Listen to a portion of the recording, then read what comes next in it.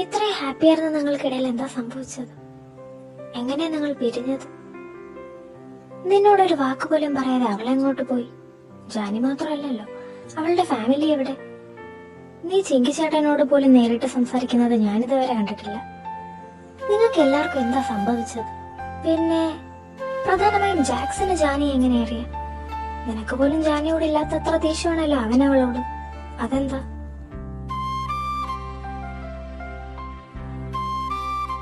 മിച്ചു, അതിനെ കുറിച്ചൊക്കെ ഞാൻ പിന്നീട് ഒരു ദിവസം പറയാം. മഴ വരുന്നു, നമുക്കിപ്പോ പോവാം.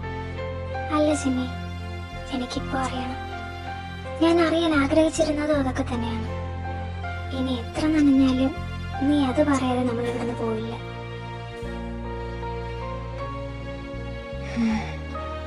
ഞാൻ പറയാം. ആദ്യം നമുക്ക് അങ്ങോട്ട് മാറിയിരിക്കാം. മിച്ചു, നീ ഇപ്പൊ എന്നോട് ചോദിച്ച ചോദ്യങ്ങളിൽ ഒന്നൊഴികെ മറ്റൊന്നിനും എൻ്റെ കയ്യിൽ ഉത്തരവില്ല. അതിലുപരി ഞാൻ അറിയാൻ ശ്രമിക്കുന്നതും അത് തന്നെയാണ്. ജാനി ഇപ്പോൾ എവിടെയാണെന്ന് എനിക്കറിയില്ല. അവളുടെ ഫാമിലി എവിടെയാണെന്ന് അറിയില്ല. ശെങ്കി ഞാൻ നേരിട്ട് സംസാരിക്കാത്തതിന് കാരണങ്ങളുണ്ട്, അത് വഴിയേ പറയാം. പിന്നെ ജാക്സണും ജാനിയും ഇണക്കങ്ങളും പിണക്കങ്ങളും ഡാൻസും ഒക്കെ ആയിട്ട് ഞങ്ങൾ ഹാപ്പി ആയിട്ട് പോകുന്ന സമയത്താണ് എനിക്ക് ഡിഗ്രിക്ക് അഡ്മിഷൻ ആവുന്നത്. അപ്പോൾ ജീവൻ ചേട്ടൻ ഒരു കമ്പനിയിൽ ജോലി കിട്ടി.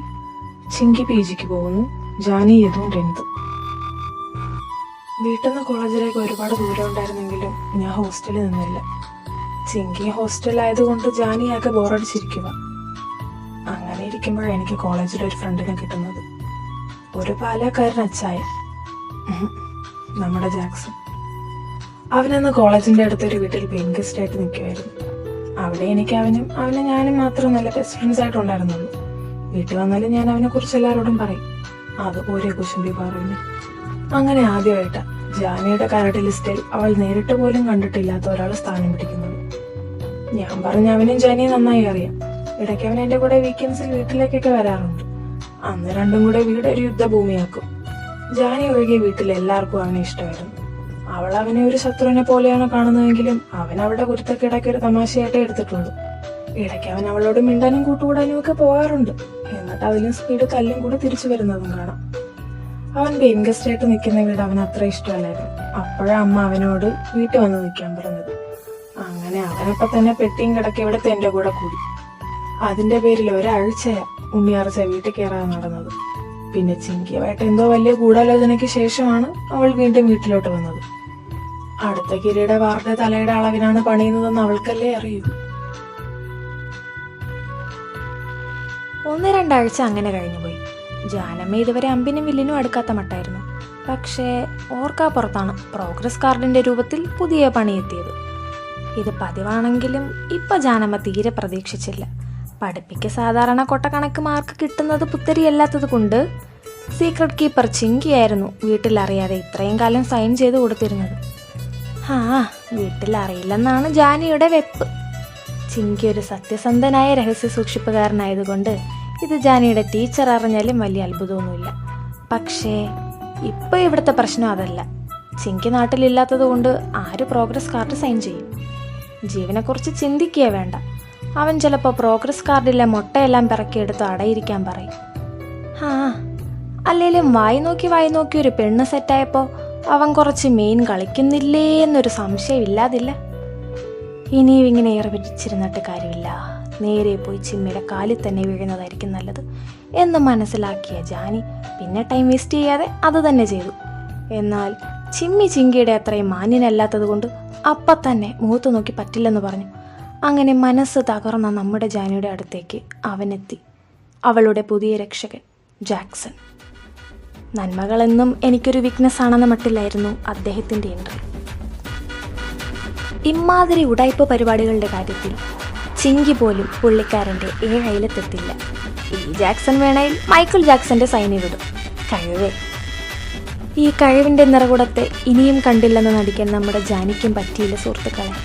അങ്ങനെ അവളുടെ കരട് ലിസ്റ്റ് വലിച്ചു കീറി കാറ്റിൽ പറത്തി അവരുടെ പുതിയ ഫ്രണ്ട്ഷിപ്പ് സന്ധിയിലും അവൾ ഒപ്പുവെച്ചു. ചിങ്കി സ്ഥലത്തില്ലാത്തത് കൊണ്ട് അവൾക്ക് പാരിതോഷണം പറയാൻ പുതിയൊരാളെ കൂടെ കിട്ടിയതിൻ്റെ സന്തോഷത്തിലായിരുന്നു അവൾ. പിന്നെ ജാക്കിച്ചനോട് എന്തേലും പറഞ്ഞാൽ അത് പുറത്തോട്ട് പോകുമെന്ന ടെൻഷനും വേണ്ട. സത്യസന്ധനാണേ. ദൈവമേ, നിന്നതും വന്നതും എല്ലാം വട്ട് തന്നെയാണല്ലോ എന്റെ വിധി.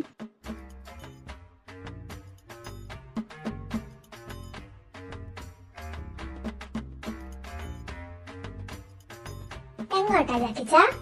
ഏയ്, ഞങ്ങള് വെറുതെ ഒന്ന് പുറത്തോട്ടൊക്കെ. ഞാനും വരണോ? വേണ്ട വേണ്ട, ഞങ്ങൾക്ക് പുറത്തുനിന്ന് 1-2 പേരെ കാണാനും കൂടെ ഉണ്ട്. എങ്കിലോക്കെ.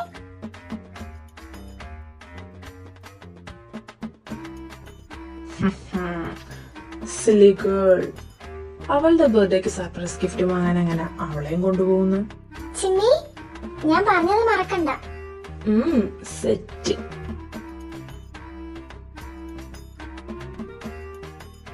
ഇതെങ്ങനെയുണ്ട് സാർ? ഇത് മതിയോ? ഏയ്, ഇത് മെറൂണല്ലേ, എനിക്ക് റെഡാ വേണ്ടത്. പുല്ലേ, ഇതിലിവിടത്തോണ്ട് വാടാ. ഇത് എത്രാമത്തെ ഷോപ്പാണെന്ന് വല്ല ബോധമുണ്ടോ? നീ പോടാ വന്നി, നിനക്ക് അങ്ങനെയൊക്കെ പറയാ.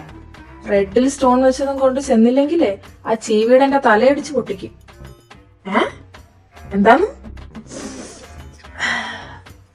മോനെ ജാക്കിച്ച, നിനക്കിപ്പോഴേ അറിയാത്ത കുറെ ചടങ്ങ് ഇവിടെയുണ്ട്. അതായത് ഉത്തമ, അവൾക്ക് എന്ത് ഗിഫ്റ്റ് വേണമെന്ന് അവള് നേരത്തെ പറയും. ഞാൻ അത് വാങ്ങി അങ്ങ് ചെന്നാ മതി. എന്നിട്ട് അതിന്റെ പേര് സർപ്രൈസ് ഗിഫ്റ്റ്. വാവ്, നടക്ക്. ഇനി എന്തൊക്കെ കാണാൻ കിടക്കുന്നു. പിന്നെ ചിങ്കിയെന്ന നൈറ്റ് വരും. നാളത്തെ പരിപാടിക്കുള്ള എല്ലാം സെറ്റാക്കണ്ടേ?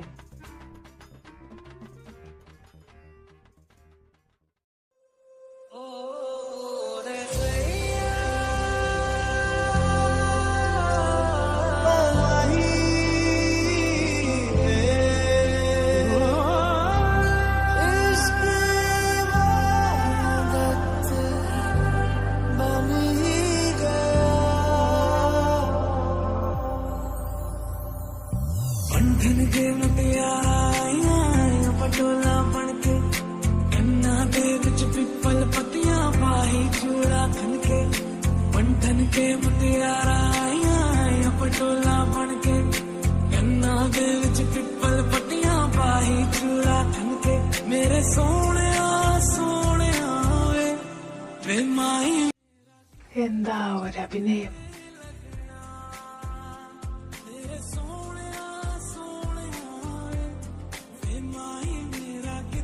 ജാനമ്മ ഞെട്ടി നോക്കി നല്ലപോലെ കിട്ടിയില്ലേ? കിട്ടി. എന്നാലും ഇതൊക്കെ എങ്ങനെ സാധിക്കുന്നു? അതെ ജാനമ്മ, അവിടുന്ന് ഇതിൽ കൂടുതലൊന്നും നീ പ്രതീക്ഷിക്കണ്ട.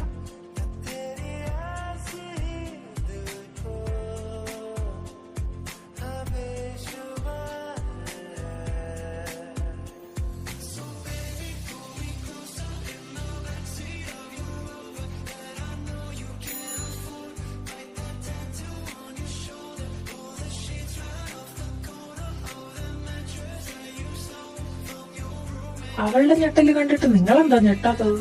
കഴിഞ്ഞ 10-16 കൊല്ലമായിട്ട് ഞങ്ങള് ഞെട്ടുന്നുണ്ടായിരുന്നു. നിനക്കിത് ആദ്യമല്ലേ, അപ്പോ നീ ഞെട്ടിക്കും. ഷോ തുടങ്ങാൻ പോകുന്നതേ ഉള്ളൂ.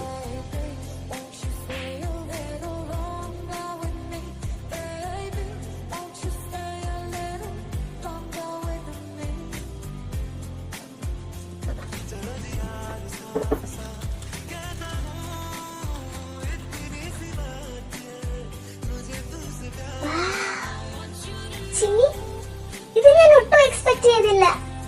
എനിക്കിത് ഒത്തിരി ഇഷ്ടമായി. കുറെ നാളായിട്ട് ഞാൻ ഇതുപോലെ ഒരെണ്ണം വേണമെന്ന് ആഗ്രഹിച്ചിരിക്കുവായിരുന്നു. നീ എന്റെ മനസ്സറിഞ്ഞ് എനിക്ക് അത് തന്നെ കൊണ്ട് തന്നല്ലോ ചിന്നി. എനിക്ക് ഒത്തിരി സന്തോഷമായി. Thank you Chinni, thank you so much.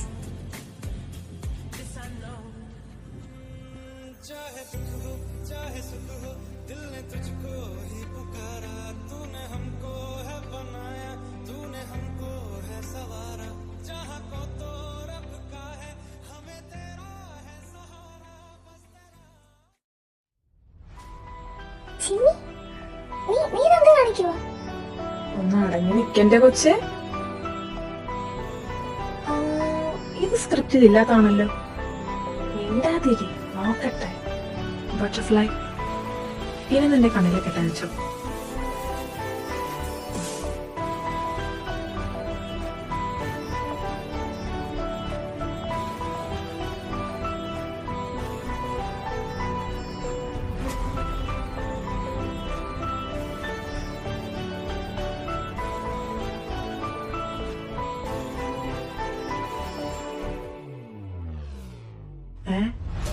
ഇതപ്പ വാങ്ങി? അവനൊന്നും പറഞ്ഞില്ലല്ലോ. ആ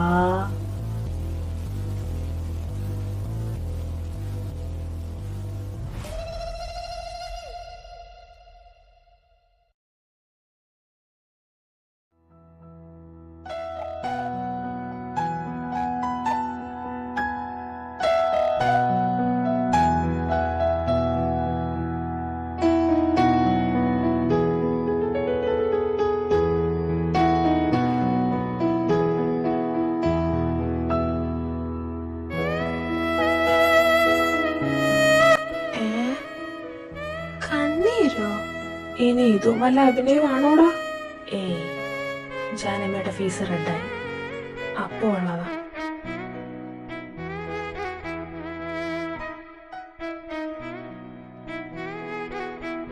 happy birthday my love, my butterfly.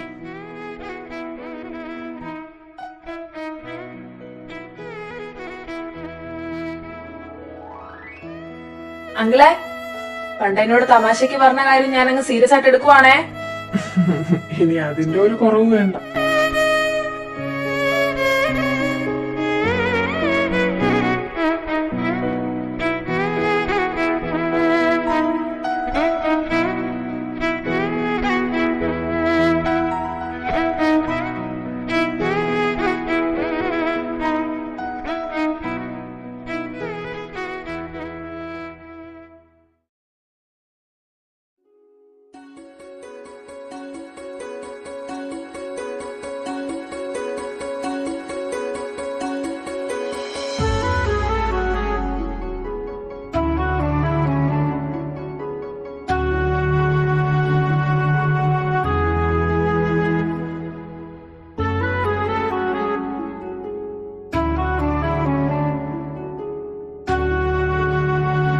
ചിമ്മി, നിനക്കെന്നെ അത്രയ്ക്ക് ഇഷ്ടമാണോ?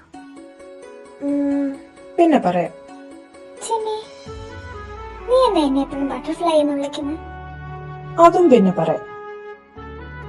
ചിമ്മി, ഇതിപ്പോ കൊറേയായി പിന്നെ പറയാം എന്നാ ഒന്നും പറയത്തതുമില്ല. എന്റെ ജാനിക്കൊച്ച്, ചില കാര്യങ്ങളൊന്നും പറഞ്ഞറിയേണ്ടതല്ല. എങ്കിലൊരു കാര്യം ചെയ്യാം, നിനക്ക് ഞാൻ എന്റെ ഡയറി തരാം, നീ അതിലെഴുതിത്താ. അതൊരു നല്ല ഐഡിയ ആണ്. എഴുതാം, പക്ഷെ തരത്തില്ല. അതെന്താ? ചില കാര്യങ്ങളൊക്കെ നമ്മൾ സ്വയം മനസ്സിലാക്കേണ്ടതാണ്. ഞാൻ നിന്റെ ഡയറിയിൽ എഴുതുന്ന കാര്യം നീ എന്തെങ്കിലും സ്വയം മനസ്സിലാക്കിയെന്ന് എനിക്ക് ബോധ്യപ്പെട്ടാൽ അന്ന് നിന്റെ ഡയറി ഞാൻ തിരിച്ചു തരാം.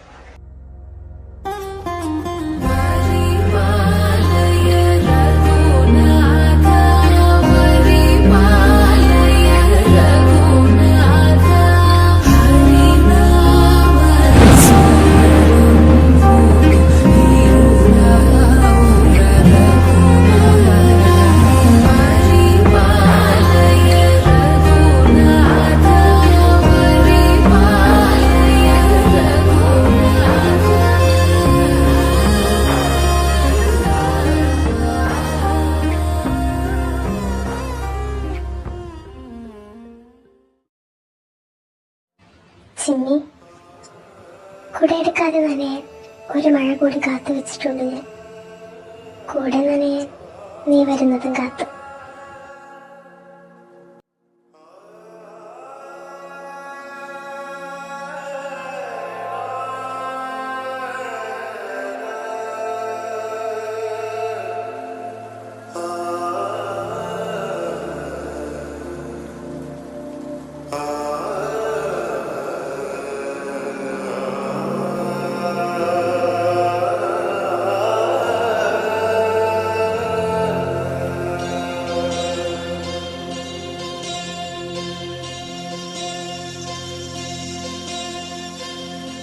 கம்பஞ்சங்கு விழுந்த மாதிரி கண்ணுக்குள்ள நுழைஞ்சூடுதலே கொடிய விட்டு குதிச்ச மல்லிகையே ஒரு மொழியில் சிரிச்சு பேசறியே வாயி மேல வாயதுச்சு வார்த்தைகளை விரல வச்ச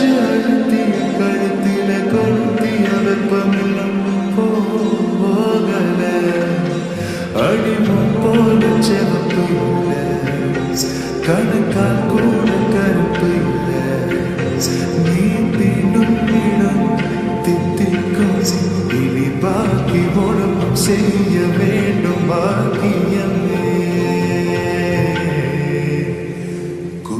കുച്ചിരുത്തവളെ എന്നെ കുങ്കുമത്ത് കരച്ചവളെ നെഞ്ചിൽ മഞ്ചൽ തെച്ചു കുളിക്കയിൽ എന്നെ കുഞ്ചും പൂസുത്തവേ കൊലുസുക്കുൾ മണിയായി